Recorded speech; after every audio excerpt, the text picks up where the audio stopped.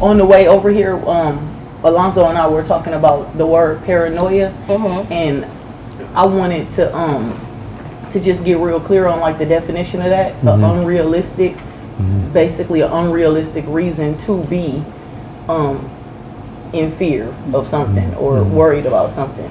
And the reason why I wanted to start it off with underlining that is because I don't want to give like not another moment to the notion that we are, as black people in general, and especially as a black man, like unrealistic in being concerned or bothered by or whatever, you know.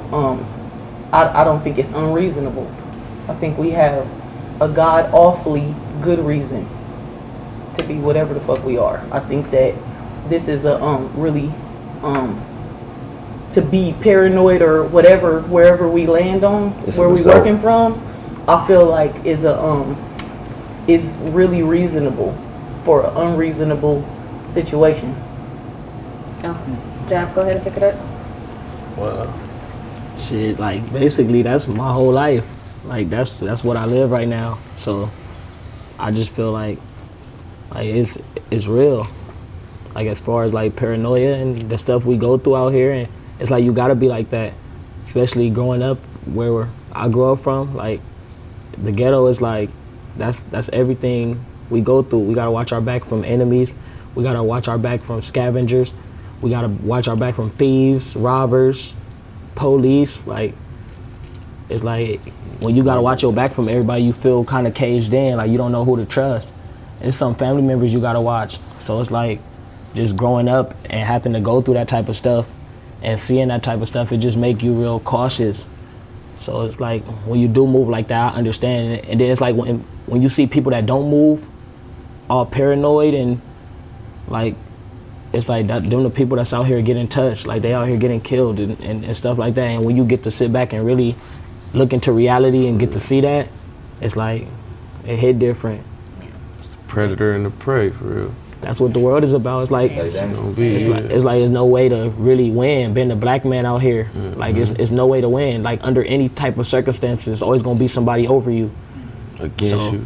So it's like it's always gonna be somebody with something to say. Whether you're doing right, it's gonna be somebody to say something. Like, and that's just how the world is set up now. So when you move like that, you gotta stick to it. You gotta stay like that. That's how you stay relevant out here.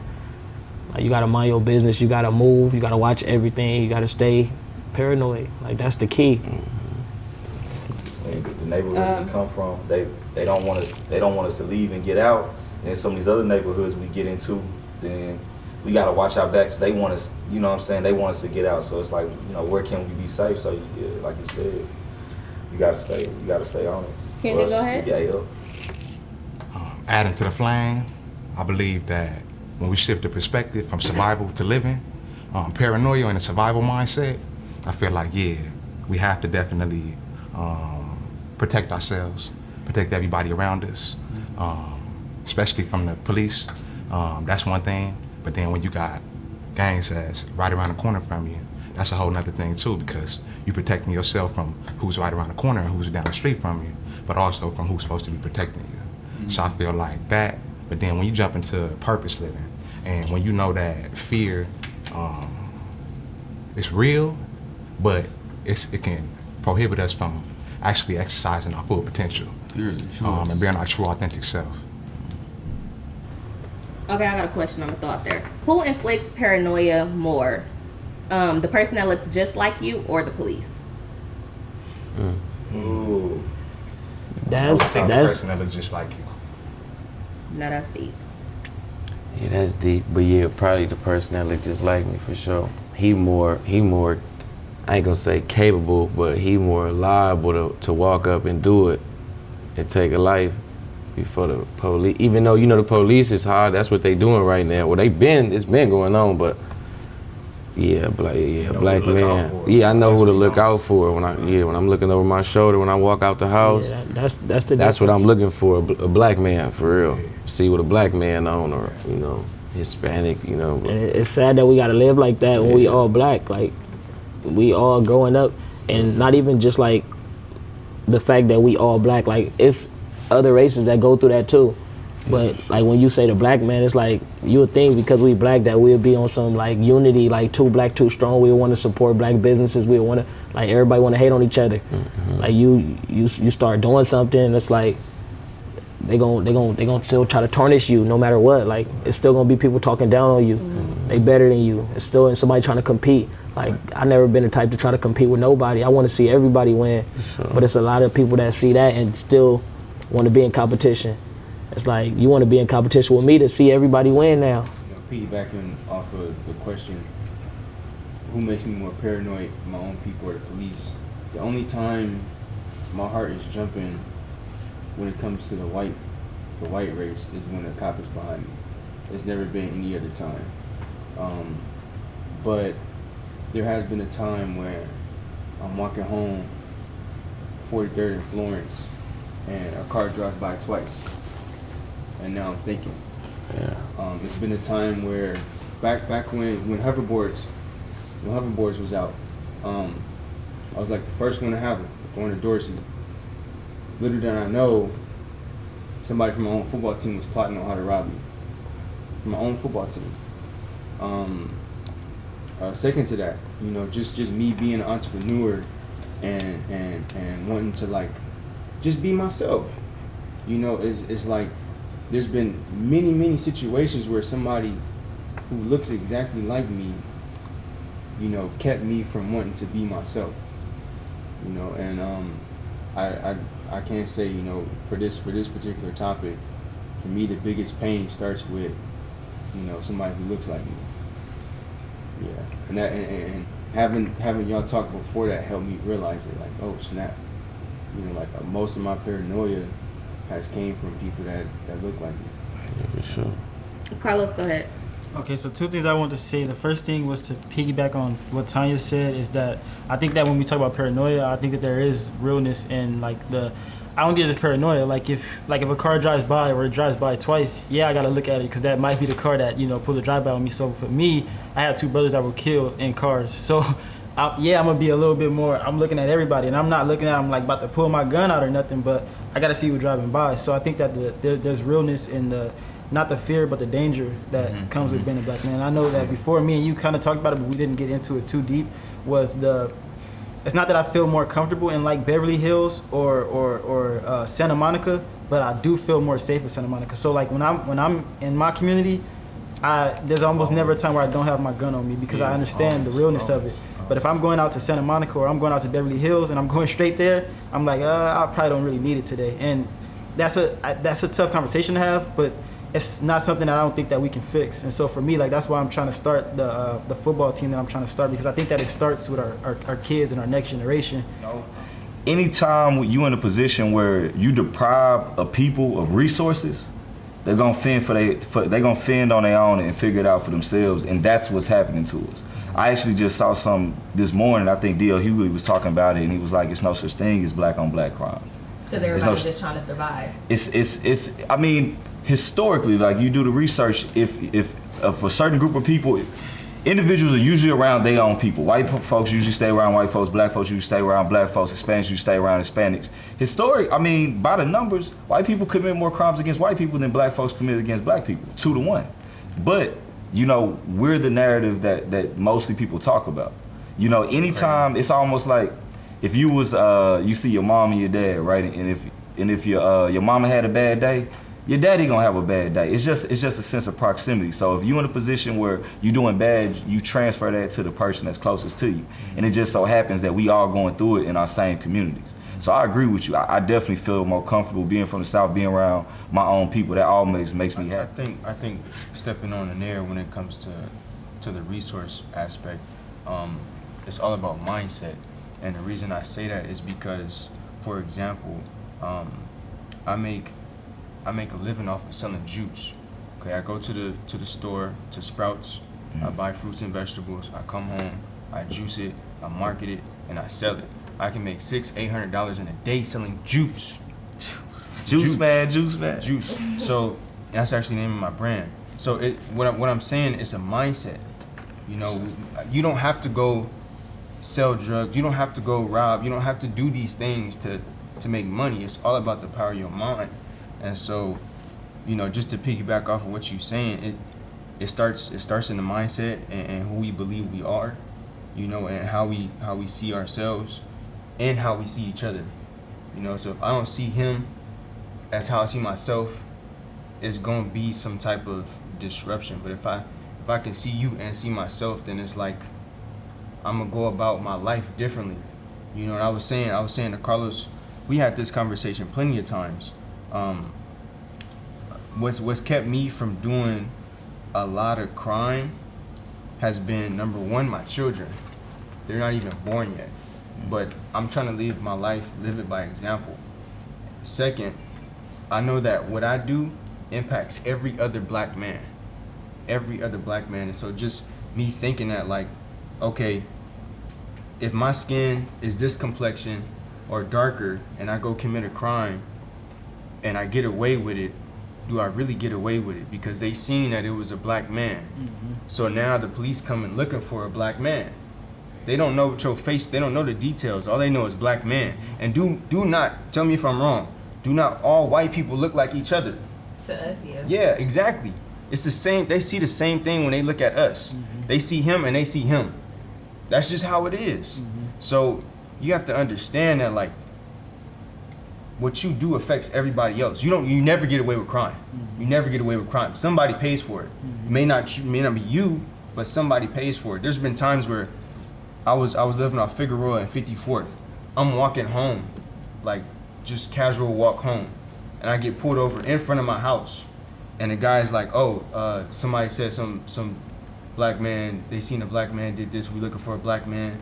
And it's like, dang, like I'm wearing trousers and a button-up shirt and I look like a nerd, and I still get pulled over. So it's okay, it's a mindset. Go ahead.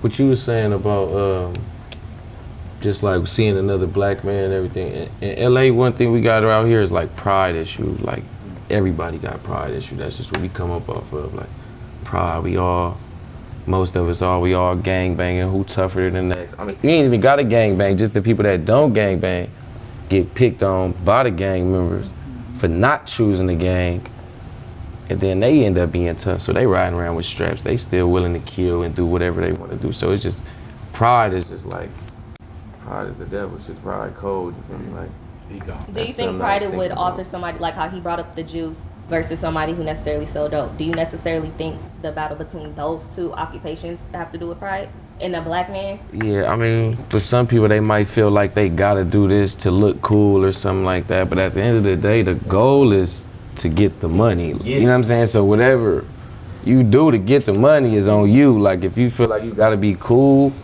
and sell drugs, and most likely like you going to jail because you don't know what you're doing. Other people who do know what they doing with drugs still might go to jail, but this is they chose that, you know what I'm saying? This is their life. They probably have to you never know, like it's tough times for certain people. They sell certain people. I know people that selling drugs at 8 years old. That's just because how they had to do it. Like some people that's kind of like come out of prison and locked out of different opportunities, right? Mm-hmm. So you go apply for a job, you got all these felonies, you got, nobody want to trust you to handle business with you, whatever. And of course, saying, like, like you're gonna, it's just that because you're locked out of different opportunities, I want to say that your opportunities are not less, but they are, like your access to like opportunities are less, Like sometimes, federal help don't want to mess with you, you know what I'm saying? You can't even apply for like a lot of things because you have felonies, you know what I'm saying? So it's just... They gotta go to trucking after that. I mean, I'm just saying, so... Right, a cell on wheels. Right. A lot of times, like we get disrespected by our own people, and we like, oh no, he got to die for that. And I think that for us, that's one of the differences in our community versus maybe a white community or Asian community. It's not to say that they don't commit, crimes against themselves or they don't kill each other, but a lot of times, I think that it's more so with us. Like even with me, I got a career, I got a company, and I got a charity, but I think that there might be, and I actually fear for myself. Like I fear that I'm gonna one day do like the same thing, and I might throw it all away just because somebody disrespected me and I wasn't able to walk away, because that's our culture. And it's like, nah, he disrespected me as a man, and I'm gonna show him, you feel me, I'm gonna do what I gotta do. And so, and like with the Nipsey Hussle situation, I think it took away somebody that's like a leader in our community. And to just talk a little bit about that, I think that it's messed up that we like. The same thing happened with Malcolm X. We're taking away some of our own leaders and some of our own people. And it could be about pride. Like with Malcolm X, he got killed because he was talking about Elijah Muhammad. And they were like, oh, no, you're not going to disrespect our leader like that, so I'm going to take you out. So I think that the pride thing is real big. And I think that we got to kind of figure out how to address our traumas in a different way and learn how to walk away from those situations and be like, all right, he disrespected me, but I know that that's not who I am. So I'm going to just walk away from that situation. I'm going to let it go. Let me just say something about Just pride. come with growth. Yeah. I'm gonna say something about pride. I'm gonna just pass it to you. On the pride thing, I don't think it's just a us thing as far as pride. Like, I done been to 13 different countries, seen people from all over the world, and we all want pride. Like, we all had that pride. Like, everybody want to be seen. That's something my granddad taught me. Like, everybody want to be seen. Nobody, the worst thing to be is like that person that nobody notices. You know what I'm saying? You could be right here, you could be standing, nobody notices you, nobody pays attention to you, nobody acknowledges you. In the neighborhoods that we come from, that's how we feel. A lot of black men, we feel like we're not noticed. Like you trying to make it, your granddad or father trying to make it in the workplace, and you got everything working against you. So I feel like in order to, you know what I'm saying? In order to be seen, it's not just about pride, like it's about exposure. That young cat that sell dope at 8, you know what I'm saying? He doing that, honestly, I'm not saying that it's not a bad thing, but that's showing initiative. He's stepping up, he's doing what he gotta do. You put that kid in a different situation with different circumstances and a proper education, he's gonna be that brother that's in Wall Street. You know what I'm saying? He's gonna be that mayor, that president. That's a leader. And that was instinctively in him. You know, it's just, the sad part is in our neighborhoods, everybody has pride, everybody wants to be seen, everybody wants to be able to help our families. And usually the cats that you see doing that in our neighborhoods is what? You know, either they may be selling dope, they playing ball, you know what I'm saying, hustling, something like that. So that's what we emulate. Once we get exposed and see different things and have better examples, I'm telling you we gonna follow that. We had the ability to do everything everybody else does. We just need more exposure about different stuff. Are black men misled due to what is considered cool? Definitely. And are they misled 100%. by what the black woman would necessarily think is cool or acceptable? I think Because that's somebody who necessarily, a black man who sells dope is probably going to get attracted More to certain type women, of women than somebody who sells juice. That's He's going to definitely attract That's a different facts. type of. Man, Juice Man in right now, I'm sorry. No, that's facts. What she's saying is Hold facts. on. Go ahead. I said his whole crowd, like it's gonna attract the whole crowd, the whole different vibe. But then what you also gotta understand is that some people is also in better positions than others. Cause some people don't even have the knowledge to go make no juice. At least he was blessed with the knowledge to go know about juice. Some people don't know about that. They grow up and they see, all they know is poverty. Like all they know is aggressiveness, they parents fighting, going through it, killings, they friends dying, homies, like funeral. Like when you grow up around that type of stuff and you don't really like have too much exposure, like they didn't go to school. Some people didn't, like where I'm from, a lot of kids didn't have to go to school. Like it was days my dad used to walk in there and tell me like, son, you going to school today? I'd be like, nah. Like, So it was a choice. So when you grow up like that and you feel me, that's all you know. Like that's my dad. Like he asked me, do I want to go to school? I gave him the honest answer. No, I didn't feel like going to school. But other parents will look at that like, man, look at him. He's not letting his, like they trip for that. But like I said, when you don't got the proper knowledge to go get no juice, sometimes that dope is all you know.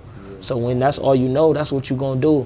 But when you got that survival mind state and you can survive and you have the ability to survive out here, that's a +1. Like that's a major thing. Cause a lot of dudes, I know grown men that ain't about to get up and try to do nothing. They gonna sit on the couch and try to do whatever they can through the internet. Like they ain't finna get up there and go. Even the people that's out there panhandling, I'm not gonna lie, I respect them more than a lot of dudes that have hit me on Instagram. Homies like, hey, can you send me something? Cause at least he walked up on me and asked me. Like you can't even walk up on me, try to shake my hand, see if you can wipe my windows or something. Like you feel me? It's different. Like That's why I always get him. You know, I don't want you to wipe my windows, but here go a couple dollars though, cause you applied yourself. Cause it's another dude that's gonna stand at the door and be like, hey man, you got some change when you come out, like it's like stuff like that. But when you grow up like that, and you don't got the knowledge to go do no juice or you sometimes you just go with what you know.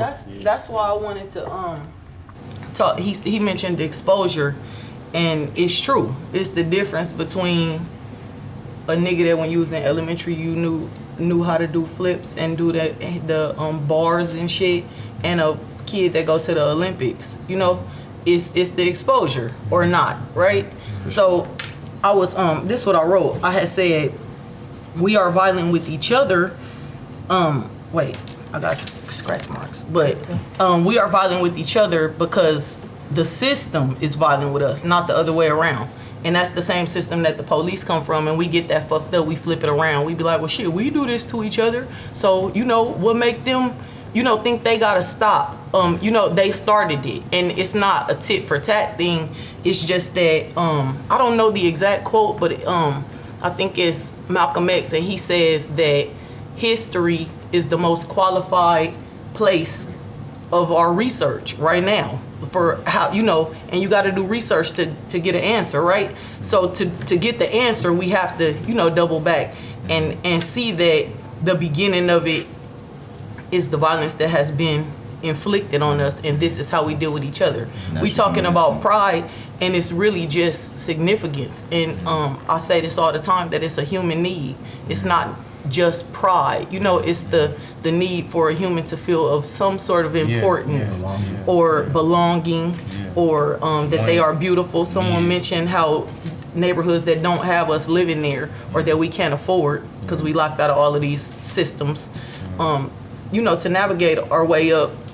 Beautification is a real thing because like you said, it's mental, it is in the mind, you know, but we got to be real careful with talking about you know, even that, because that comes from a real privileged place sometimes. Like you said, everybody didn't have the exposure to, I mean, most people, we live in a fucking food desert. They don't even have quality produce to be talking about squeezing some juice from the rotten shit. You feel me? Don't even know it's a bad thing. Right. Yeah, it's kids Sprouts is expensive. Right, it's kids where we come from, it just being from the west side, like on the east side, they don't even have Ralph's and shit. Like, they have markets and like hella low quality food in general. And so we got to be mindful of tokenizing and feeling like because I did it, other people should. I'm a full-fledged bona fide gang member, like out of 1985, and I'm a female. And just because I am now on this podcast and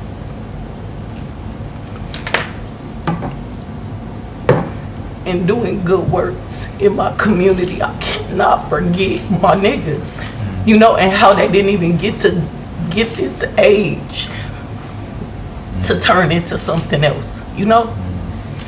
And you know, it would just be really disrespectful to the truth for me to put the blame on niggas.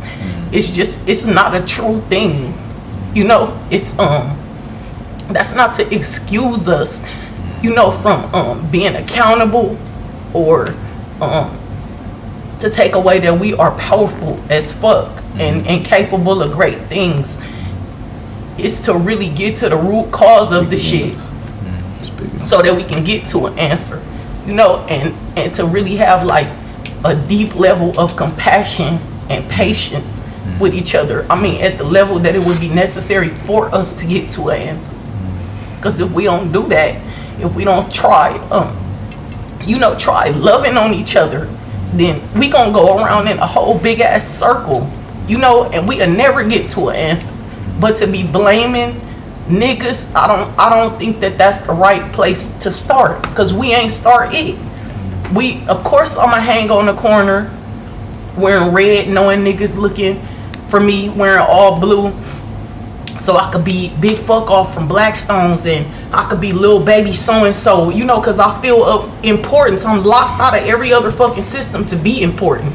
So we done created our own shit, and like I said, I'm little baby whoopty whoop, and yeah, it's a human need like food and water. I'm gonna risk my life so that I could be this stand up, whatever the fuck, however we value shit. And you know, and then we graduate and we still think that, you know, the biggest bag is the financial bag. And that's the thing that hurt the most, because that's where most of the niggas harm come from, is financially.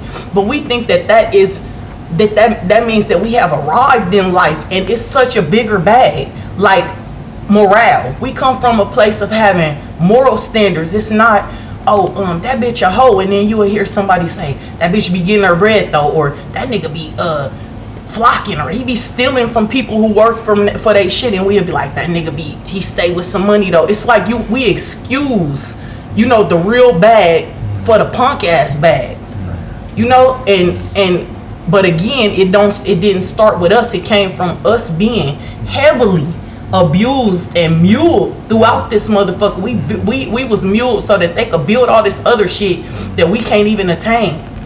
So it don't start with niggas and judging niggas. At some point we do have to get to a point that it is about the mindset and all of that. But first we got to start with the root cause, and then we could get to how, you know, now that we know that it's these pink motherfuckers who cause this and that and whatever, you know, for us to have these mindsets, then we can start from there, and then we can start talking about a motherfucking mindset and going to Whole Foods and shit. Where I'm from, you can't hang if you wanna raise with us. So if you ever see us up in public, know it's gang with us, it's gang with us. So if you came with us, you better bang with us. I'm infant, all my niggas know I'm solid, I ain't changing up. Now I suggest you little niggas get your ranking up. Been squabbing from the halls to the county, go get your spankings up. Been through a couple knife fights, go get your shankings up. Just caught a nigga lacking, clapping, you got him spanking up. I go ham, nigga asks about me, bitch, I program like boom bam. Man, I got the chopper, that bitch won't jam. Hop it out the window, I drive the whip with no hands. One nigga, but I beat that ass like a foe man. Cold nigga neck frozen, you gon' think that it was snowing. Do the dash in this Audi, you gon' think that it was floating. Be around so many hoes that you gon' think that I'm some hoeing. And my pocket so big that you gon' think that I'm some more. You gon' know Japanese, hit your block ones usually top stick. Watch this, listen on the gram, gon' get your block flipped. Hot shit, niggas knowin' bitches know we pop shit. We hit they block and had them niggas running like the cops did. I'm not a regular killer, nigga, run off in the chase. Friday the 13th, you that bitch and I be Jason. Let a nigga tumbling on box, I'm finna face him. Got 2 twin Glocks, well they ain't twins, but they Jason, huh? Where I'm from, you can't hang if you wanna raise with us. So if you ever see us up in public, know it's gang with us, it's gang with us. So if you came with us, you better bang with us. I'm infant, all my niggas know I'm solid, I ain't changing up.